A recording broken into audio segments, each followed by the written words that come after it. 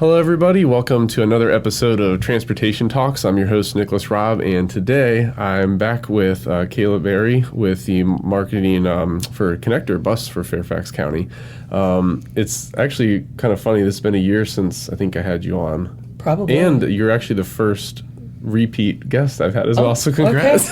Okay. Yeah, well, that's actually nice that I got invited back. Always, I guess if I didn't, I would know not to be unhappy about it. Well, you guys have so much stuff going on. I mean, I could probably have you back like every month and you'd have like new stuff going on. Oh, sure. Right? No joke. Seriously. I mean, you came here like, oh my gosh, it's like there's always so much. We have a lot going on. There's always something going on with Fairfax Connector because we're constantly evolving and changing. So I guess, just in case anyone hadn't seen the prior episode a year ago, can you just give kind of like a brief kind of overview, like what you do in Connector Bus Service? So I'm the head of marketing for Fairfax Connector. I also manage the free student bus pass program and the TRIP program. TRIP is for individuals that are at or below the poverty line in Fairfax County, and they qualify for 50% off Fairfax Connector rides through a generous grant from DRPT. Fairfax Connector has grown to over 90 routes, and it is one of the largest, if not the largest, bus system in the Commonwealth of Virginia.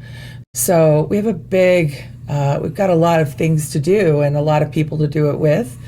We have 1.2 million residents here, and we have hundreds of bus drivers and hundreds of buses, and we just keep moving. Just keep going. We're going on this journey together, right? Yeah. So, and then we just recently celebrated our 40th anniversary. Right. So September 29th, let me paint a picture for you. Right. September 29th, 1985, Beacon Hill Mall off of Route 1. We introduced our first service. September 29th, 1985. So that was 40 years ago. We have a gentleman who's still with us who started driving that very first day. Really? Mr. John Ashford. And he is still driving the 101, 109, even to this day. Wow. His wife actually drove for about 23 years, but they're lovely people, and he just loves his job. And so if you ever want to meet Mr. John Ashford. I was going to say, that would be really cool to have a driver come on, just to like, especially having 40 years of experience. That's cool. Mean, so we really celebrated him as part of our overall celebration for Connector, which is, thanking everyone from the mechanics to the drivers to the people who do our customer service every day. I mean, there's a lot of people behind the scenes that make things happen. And that includes some of the elected officials. I mean, we invited back all the former directors of DRPT. So that was kind of cool to have them all together for the first time ever that I can recall. We had former chairs Kate Hamley and Sharon Bulova on at the event with us. And we also featured, and this was a really cool thing on Facebook, it went viral. We restored one of the very first I did hear about that. 1985 buses to near pristine condition. Do you have like a bunch of those? No, just one. Just one. Just one. But people were so interested. We did some like video blogging and like took people inside and showed them what the old fare box used to look like and what the seats used to look like. And we had Mr. Ashford get a couple of photos behind the wheel of this bus that he hadn't sat behind in probably 30 years. Wow. So it was a great gathering of people who are integral part and at the heart of Fairfax Connector. They're the ones who keep us, beating every day, that heart beating every day. And so we really wanted to celebrate them and appreciate them for all of their dedication to Fairfax Connector over the years. And marketing team as well. You well, the marketing team as well. We're just the guy that does the thing. I mean, we're not even... No. That's a lot of work, though. In all the pictures, you won't find any Marcom people at all because they're literally behind the scenes. Behind the scenes, we're all trying to do everything else. So, but everybody seemed to have a wonderful time. It was really neat to see so many faces to come together because sometimes people had to make some tough decisions when they were either director or working for Connector or an elected official. Transit hasn't always been as popular, and so we have to go back and fight for funding pretty much every year. Yeah. So it's just really important to us that we honor the elected officials who really stood up and stood behind us to build transit into what it is today. It's just, it's crazy how much it's grown just in 40 years. Oh, yeah. I mean, it's long, but it's not that long. Well, we started out with 10 routes, and it was really designed, and here's the funny thing. The more things change, the more they stay the same. Apparently, the elected board of the Fairfax County Board of Supervisors were unhappy with the service that Metro Bus was delivering to its constituents to get to Huntington Metro, which had been newly built. At this point, yeah. And they had been, this is before, all the Franconia Springfield and all these other stations that we have here in Virginia. And so they were upset, and there was a loophole in the legislation, the federal legislation, which they spotted and allowed them to start their own bus system. And they did. And there's a great Washington Post article about the ribbon cutting that day. It's about the only thing I can find from what happened. So thank gosh for that article. But the elected officials are quoted as saying, we're really fed up with the expensive this expensive bus service that we don't feel is doing as good a job as we could do. And that's how we got started. I mean, it's sort of like a little rebellion, if you will. Rebellion from the Fairfax County Board of Supervisors. And here we are today. It's incredible. Yeah, that's crazy. Yeah, but just the thoughtful leadership, it's like that pebble in the pond effect. You throw it in, the ripple effect. I mean, you think about all the different ways that Connector touches people. The fact that, with our student bus passes, kids can get to internships or stay late for school because there aren't enough school buses to kind of go around. All of those little things, helping someone get to a job, maybe helping, a mom take her 5 children to the bus, on the bus to the library. We made our fares 12 and under free. Right. And as I said in the last interview, and I'll say it again because it is absolutely true and it really is compelling, every child born or living in Fairfax County can ride Fairfax Connector for free from birth until high school graduation. That's awesome. I mean, it helps build that, I think we mentioned it to you last time, just building that confidence. Kind of mindset. Confidence at the onset of it, and help create that generation that'll keep using and taking advantage of public transportation, especially in this region with congestion and stuff as it is. So we've been doing it now for 9-10 years. Wow, 2015, so 10 years. Yeah, almost 10. For Student Pass, over 4 million trips now, which is crazy. Yeah. To think about it. So. Right. And that was the other thing. It's now that it's full-fledged autumn over here. I was thinking last. Oh no, I had to go. Fresh autumn. I want to be sliding down a hay bale. I admittedly have caved to the autumnal. Oh, the autumnal. The only thing that's missing from this table is a pumpkin spice latte. I was gonna have a whole setup here. No, I drank that this morning. Oh my gosh. No, last year you guys had the spooky bus, and I think that was the first time. I probably had heard of it before. Second time we'd ever done it. Right. Yeah, I just love that idea. Yeah. Well, this is the third year that we're doing spooky bus. The second year that we've wrapped the buses with a unique design. So they're out now, folks. You can find a spooky bus of your dreams and ride it. Keep in mind, I am trying to work with operations to see if I can identify when, because some people have said, I want to ride the spooky bus, and it doesn't seem to, because the bus, I've asked that every bus driver gets a chance to drive the spooky bus. It's just the one bus? No, it's 3 buses. Oh, it's 3 buses. One at West Docks, one at Herndon, which serves Reston.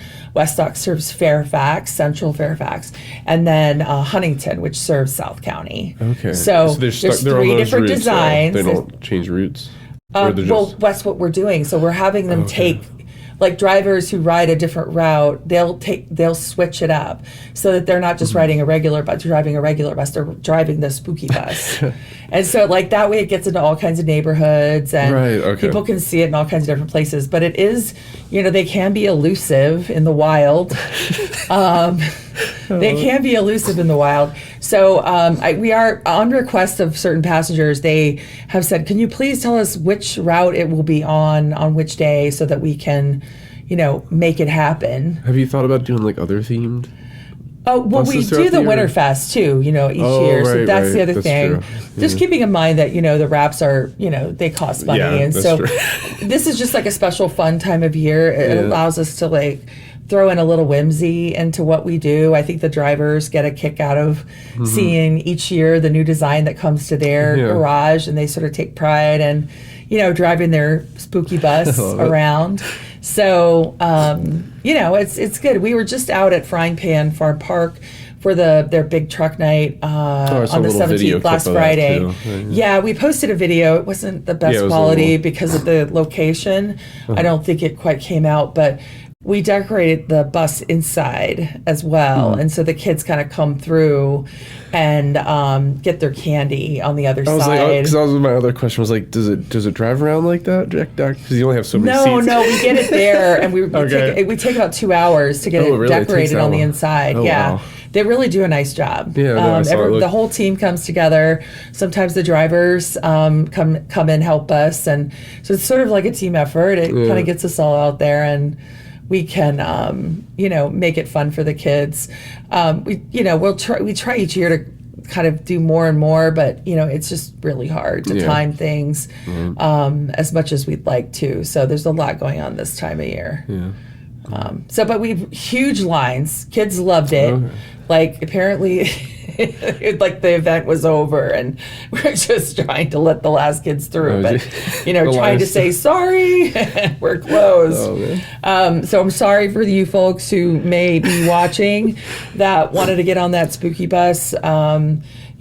We'll do it again next year. So please make it a priority. Do you just do the one like on the website? This year we just did the one. We just have some staffing challenges, so we want to make sure we're fully staffed at these events, and it's hard. There's a lot of people doing a lot of different things, so we have a good time though. Everybody has a good time. Nice. So what other marketing, connector stuff do you guys have coming up, or just any route changes or stuff? Well, so what are the bigger things? And let's get serious. I love the spooky bus so much. Let's get down to business now. Right, Nick. We have our virtual open house coming up on November the 5th for some proposed winter 2026 service changes.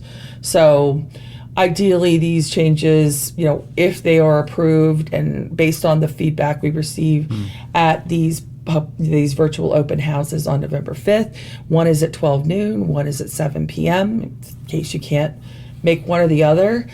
Same thing, it'll also be posted on our website at ffxconnector.com. But we really do want people to take a look at the routes. I just happen to have the routes that are impacted by this upcoming service change. And what I would say is they're fairly minor.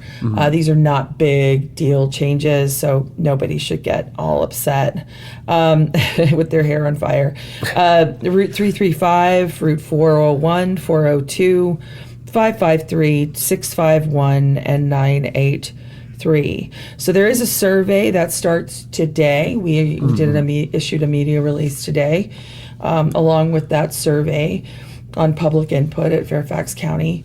You can go to fairfaxcounty.gov and click on the link. It's all there. And then you can take the survey, take a look at the route profiles, look at what's changing. If these routes are if you ride these routes, and hopefully then people will, be prepared to offer some feedback for us. I will tell you that the planning team absolutely takes it seriously. They do really try to incorporate all the feedback that we receive. Gotcha. So that's good news. And then of course they have to put it all back together again, take it to the board, and get it approved before anything happens. And I'll include links to that all up. Yep, they're all up there, and I'm sure you're probably going to add them, along with other pictures from some of the other things I've mentioned. Yeah.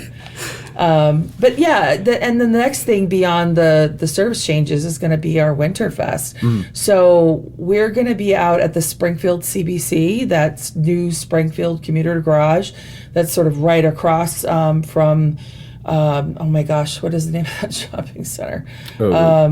I just blanked. Sorry, guys. Anyway, you can't miss it. It's like right there in the middle of Springfield, right next to the exits to 495 and the mixing Theater bowl. Change, so we've got new routes coming out of there, and we'll be adding more later in 2026. But first, we will do the Winterfest on December the 6th.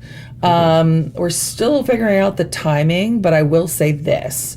We will have an hour, a sensory-friendly hour at the beginning of the event. So we're going to be reaching out to partners that work within the disability community, like the ARC of Northern Virginia, the JCC, and other organizations, as well as Fairfax County that works disability services and all those kinds of things. To sort of get the word out about the sensory-friendly hours. Well, so nice. What does that mean? Yeah. It means that if your child is autistic or sensitive to loud noises or stimming or whatever their issues are, we welcome them, and we want them to have time with Santa and Mrs. Claus without loud music blaring, and still have access to all the amenities and activities, and at least get your time with Mr. and Mrs. Claus in an environment that's warm and welcoming and compassionate. So it's an issue near and dear to my heart because I have a son with autism. But, I just want to make sure that we're being as inclusive as possible. No, that's awesome. So, that's great. Yeah. And then, of course, the rest of the time, anybody's welcome to be there. It's always free. There's lots of good stuff going on. It gets bigger every year. And Supervisor Lusk, who that's his territory, he is going to definitely be there. Okay. So if you've been wanting to meet, Supervisor Lusk, come December 6th, and we'll be glad to introduce you. Will be in the Santa costume or no, he's just an elf, I think. Just an elf. I think he's just an elf like the rest of us. Okay. But he's like the head elf. Nice. Right? So anyway, we're still in the planning stages for that. We don't, we're coming together with those details, but we will put it out there. We will do a media release. We'll ask people to sign up for tickets as we do every year. They're free, but they're just timed so that everybody gets a chance to see Santa at a specific time. Gotcha. So it's a little more organized, and you're not just waiting in lines forever. You don't have to wait in line and go do something else. Exactly. And then you can come in when your time is getting closer. Right. And then we always still have a little time for if we aren't able to, if all the slots were filled when you decided to try to sign up, just still sign up, and we'll invite you to come over and have fun and visit Santa if there's time at the event. Right. So awesome. I know you're a little strapped for time too. You guys are so busy. But let's see what time we have here. Okay, I'm good. You're good. I'm good. I still have time. But I wanted to wrap up with what's for anyone who might be listening who's never taken public transportation, for example, what would you say to them to kind of maybe convince them to give it a shot? I would say to yourself, I'm going to give this a try for 1 week. Go on Google Maps or whatever tool you want to use. There's a million out there. You can call our customer service center. They'll even map out a trip for you. Just tell them where you're starting and where you're going, and it will tell you to get there. If that time seems reasonable to you, because sometimes the bus can take a little longer. Right. It depends. Some routes it can. Other routes makes a huge difference. Yeah. We did a battle of the bus and car. We have a thing posted on Facebook. It was $6.97 from Stringfellow into Southwest DC. Which is like a top tier episode. And right? it was, and the bus got there in 45 minutes on time. The car that was stuck in traffic and not able to access the express lanes without paying took an hour and a half. Oh, wow. Oh, an so hour in and a half. that case, that's a huge time savings. I mean, who does, you can always make more money. You can't make more time. Right. And time is a valuable resource. It's not even just the time you save getting there, but like what you could do on the bus. Your sanity. I was going to say your sanity. You save your sanity from having to. And but you could be you could be working. I mean, you could be doing something on the bus. Exactly. I mean, just try it. I mean, what does it hurt? If anything, just find out where the nearest stop is next to you. If you've got kids, even kids love buses. Let me give you a hint. Kids love buses. I know because I see lots of kids loving our buses at these events we go to. So get your kid, like if there's just the day, just go, use your Smart Trip card. You could use cash. It's $2.40. Ride it in a loop. You don't even have to get off. Like, just see where it goes, Take your kid with you.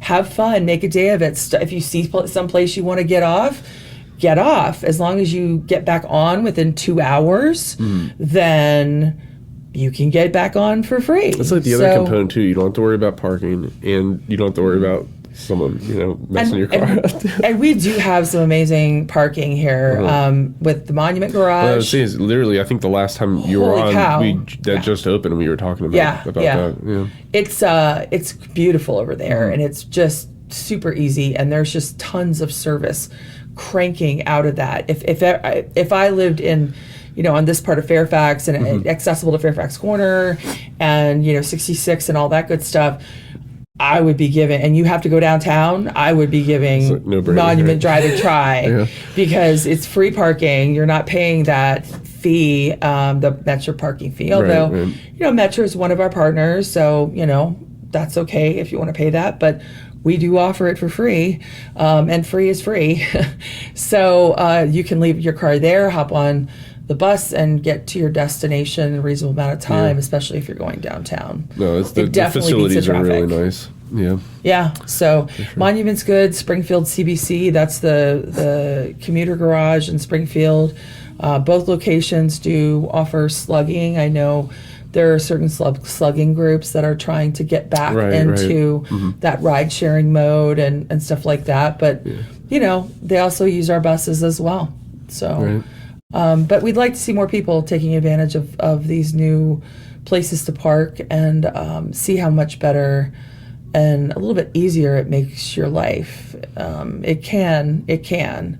If it's not for everybody because we can't go everywhere. Right. But if we're headed in your direction, no harm, no foul. And if you see us at an event, we're generally giving out free ride coupons. So then, we'll hand you some free ride coupons to take a ride on, for free with us. So I would just want to make sure that people have access to try it. And we generally try to bring our buses with us when we go to events because we want people to see what it looks like inside, because I think people feel a little scared about trying the bus, or they remember school buses, and our connector buses are way nicer. It's not nicer then. They're way nicer. So and the drivers are sweet, and they're always trying to help. So awesome. we're just trying to crank along, and so we're really just happy to be celebrating our 40th year and looking back and also looking ahead. Right. Seeing where the next 40 years takes us. Nice. Well, thank you so much again for coming on. Thanks everyone for tuning in for Transportation Talks episode. We'll see you soon. So thank you. Thanks.